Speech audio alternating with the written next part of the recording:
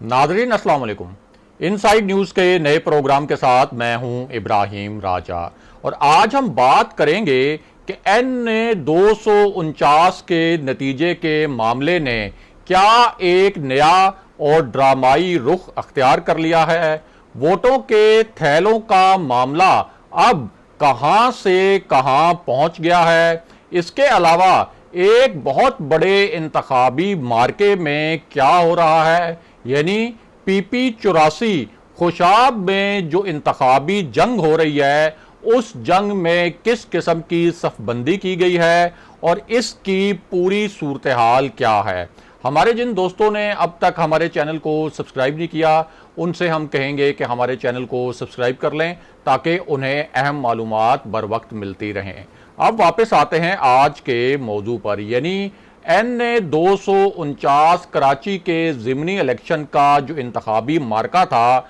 उसमें अब किस नोयत का ड्रामाई मोड़ आया है और साथ ही आपको ये भी बताते हैं कि खुशाब में एक जो नई इंतखाबी जंग छिड़ी है वहां इस वक्त क्या सूरत हाल है। तो सबसे पहले आपको बताएं कि ये जो खुशाब का मार्का है PP84 का, इसको भी इस वक्त इंतहाई अहमियत का हामिल करार दिया जा रहा है। यहां भी एक बहुत ही क्लोज फाइट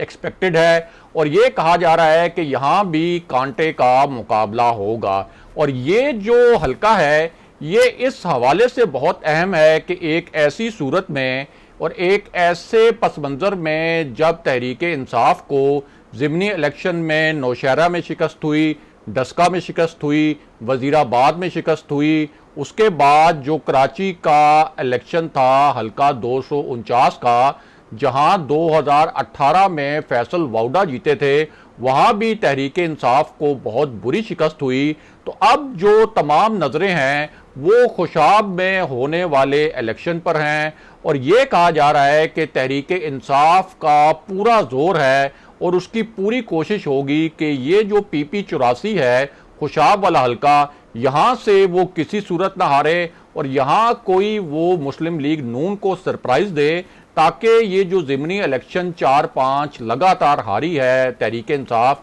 उस मामले पर कोई फेस सेविंग की जा सके। अब ये जो हल्का है इसके हवाले से इलेक्शन कमीशन ने बहुत ही गैर मामूली अहकामात जारी किए हैं। वो अहकामात क्या हैं वो भी आपको बताते हैं और इस हल्के में असल में ग्राउंड पर क्या हो रहा है उससे भी आपको आगाह करते हैं और इसी हल्के के मुतल्लिक कुछ दिलचस्प आदादो शुमार से भी आपको आगाह करते हैं। तो मामला यह है कि यहां जो 2018 का इलेक्शन हुआ था उस इलेक्शन में नून लीग के मोहम्मद वारिस शाद ने 66,000 वोट हासिल किए थे, जबकि PTI के जो रहनुमा थे सरदार शुजा उन्होंने 60,000 वोट लिए थे, यानी 6,000 वोटों की बढ़तरी से उस वक्त मुस्लिम लीग नून के उम्मीदवार जो हैं उन्होंने ये इलेक्शन जीता था। लेकिन इसी इलेक्शन में एक और बहुत हैरानकुन मामला भी सामने आया था और वो जो हैरानकुन मामला है उसका ताल्लुक मौजूदा सियासी सूरत हाल से भी है और ख़ास तौर पर एक ऐसी तंजीम से है जिसके खिलाफ हालिया दिनों में एक क्रैकडाउन किया गया। इस तंजीम को कलअदम भी करार दिया गया और इसकी इंतखाबी और सियासी हैसियत को भी ख़त्म करने की कोशिश की जा रही है। 2018 में जब ये जमात निस्बतन नई थी, यानी कलअदम तहरीक लब्बैक, तो उस वक्त भी इस जमात के जो उम्मीदवार हैं उन्होंने इस खुशाब के हल्के से 12,000 वोट लेकर सबको हैरान कर दिया था। यानी मुस्लिम लीग नून के उम्मीदवार के 66,000 वोट, जो तहरीक इंसाफ के उम्मीदवार हैं उनके 60,000 वोट और तीसरे नंबर पर तहरीक लब्बैक जो एक नौवारिद पार्टी थी उस वक्त, उसके उम्मीदवार ने 12,000 वोट हासिल कर लिए थे। और जो पीपल्स पार्टी के उम्मीदवार हैं उन्होंने 2018 के इलेक्शन में यहां से 1358 वोट हासिल किए थे। जी 1358 मैंने कहा है, 13,000 नहीं। तो इस तरह ये जो मुकाबला था एक तरह से आप कह सकते हैं कि पीपल्स पार्टी इस मुकाबले में कहीं दूर दूर तक उस वक्त नहीं थी। अब इस इलेक्शन में जो इस एक बाय इलेक्शन होना है यहाँ पे, यानी एक ज़िमनी इलेक्शन जो होना है, इस हलके में, वहां पर एक्चुअली हो क्या रहा है उसके मुतल्लिक आपको आगाह करते हैं और यह भी बताते हैं कि इलेक्शन कमीशन ने इस हवाले से क्या गैर मामूली अहकामात जारी किए हैं। तो मामला यह है कि ये जो इलेक्शन है PP 84 खुशाब का, इसमें इस मरतबा 8 उम्मीदवार जो हैं वो मैदान में होंगे और PTI की जानिब से अली हुसैन खान उम्मीदवार हैं, नून लीग की जानिब से मलिक मुअज्जम कल्लू उम्मीदवार हैं और पीपल्स पार्टी ने, जिसने 2018 के इलेक्शन में 1300 वोट हासिल किए थे इस हलके से, उसने भी अपना उम्मीदवार मैदान में उतारा है और उनके उम्मीदवार का नाम है गुलाम हबीब अहमद खान। और कुछ लोग ये कह रहे हैं कि अगर कराची वाला मुआवजा हो गया, जिस तरह का NA 249 पे मुआवजा हुआ और पीपल्स पार्टी के उम्मीदवार जीत गए, तो कहीं पीपल्स पार्टी यहां भी ऐसी ही कोई तवक्को तो नहीं लगाकर बैठी हुई कि जिस तरह का कराची में मुआवजा हुआ उसी तरह का खुशाब में भी मुआवजा हो जाए। अब ये जो हलका है ये असल में तहसील नूरपुर थल, कायदाबाद और खुशाब के इलाकों पर मुश्तमिल है और यहाँ जो रजिस्टर्ड वोटर्स हैं उनकी कुल तादाद है 2,92,687 और यहाँ कुल जो पोलिंग स्टेशन कायम किए गए 229, इनमें से 43 पोलिंग स्टेशन ऐसे हैं जिन्हें हसास करार दिया गया है। यानी जिस तरह से कराची के इलेक्शन में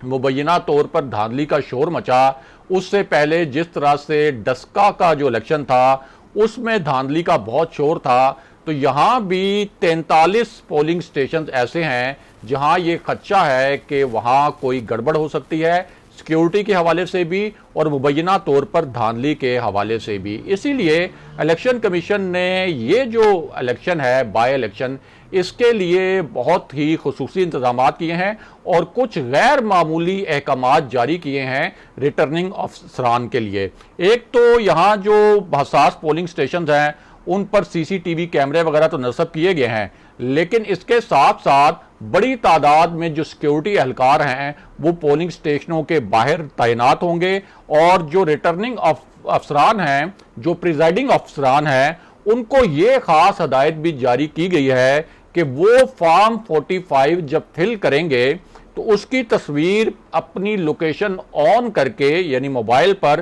पहले अपनी लोकेशन ऑन करेंगे और उसके बाद उसकी तस्वीर जो है जो पोलिंग एजेंट्स हैं उनके सामने बनाएंगे। और ये फैसला इस वजह से किया गया है कि कराची का जो NA 249 का इलेक्शन था उस हवाले से भी ये मामला सामने आया था कि NA 249 में जो फॉर्म 45 थे और जो फॉर्म 47 थे उनमें वोटों की जो तादाद दर्ज थी उनमें फ़र्क था और मुस्लिम लीग नून और तहरीक लब्बैक पाकिस्तान दोनों ने ये मामला उठाया था कि फॉर्म 45 के साथ जो प्रिजाइडिंग ऑफिसर्स हैं वो कुछ गड़बड़ कर रहे हैं। इसलिए अब इलेक्शन कमीशन ने फैसला ये किया है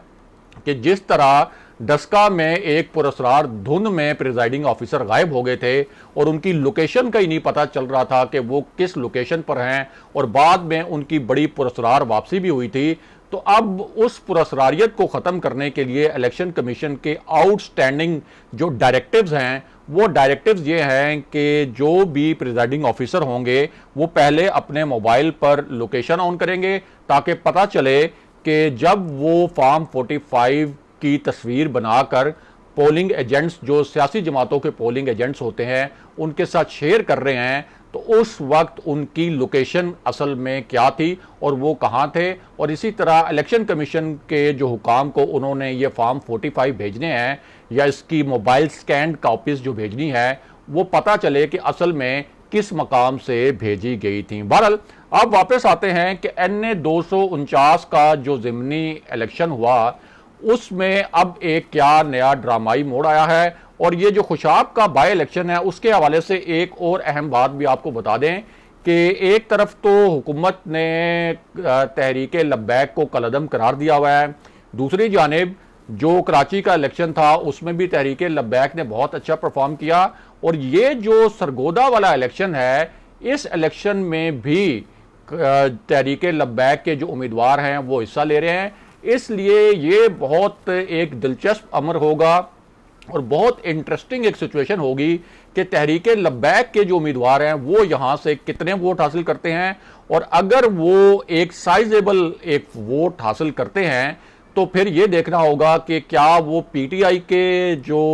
उम्मीदवार हैं उनके वोट तोड़ेंगे या मुस्लिम लीग नून के वोट तोड़ेंगे, या वो कोई बहुत बड़ा ही सरप्राइज देने में कामयाब हो जाएंगे। बहरहाल वापस आते हैं NA 249 के मामले पर। तो आपको बताएं कि एक ऐसी सूरत हाल में जब मुस्लिम लीग नून ने इलेक्शन कमीशन में इस हलके में दोबारा गिनती की दरखास्त दी थी, तो अब नून लीग ने एक और दरखास्त दी है इलेक्शन कमीशन में, और उस दरखास्त में कुछ बड़े ही संगीन नोयत के इल्जामात आयद किए गए हैं। और वो इल्जामात ये हैं कि जो बैलेट पेपर्स हैं, यानी जो हल्का 249 में इस्तेमाल हुए और जो दीगर सामान है, उनके बारे में ये कहा गया है कि ये सिंध हुकूमत के जो झैली महकमे हैं उनके पास है, इसमें पुलिस भी इन्वॉल्व है। और खदशा ये है कि ये जो इंतखाबी मवाद है जिसमें इंतखाबी फहरिस्तों की निशानजदा नकूल शामिल हैं, बैलेट पेपर शामिल हैं, इसके अलावा जो काउंटर फाइल्स हैं वो शामिल हैं, तो नून लीग का ये कहना है कि उनके पास ये इतलात हैं कि ये जो सारा रिकॉर्ड है इसमें गड़बड़ की जा रही है, इसलिए अब फौज ये सारा रिकॉर्ड जो है वो अपनी तहवील में ले ले, ताकि जब तक इलेक्शन कमीशन इसके ऊपर हतमी फैसला नहीं करता उस वक्त तक पीपल्स पार्टी इस पूरे रिकॉर्ड में कोई गड़बड़ ना कर सके। और ये जो बाज़ाब्ता दरखास्त है ये इलेक्शन कमीशन में जमा करवा दी गई है, और ये कहा गया है कि खदशा ये है कि सिंध हुकूमत जो है इस रिकॉर्ड में गड़बड़ करेगी। अगले प्रोग्राम तक के लिए खुदा हाफिज।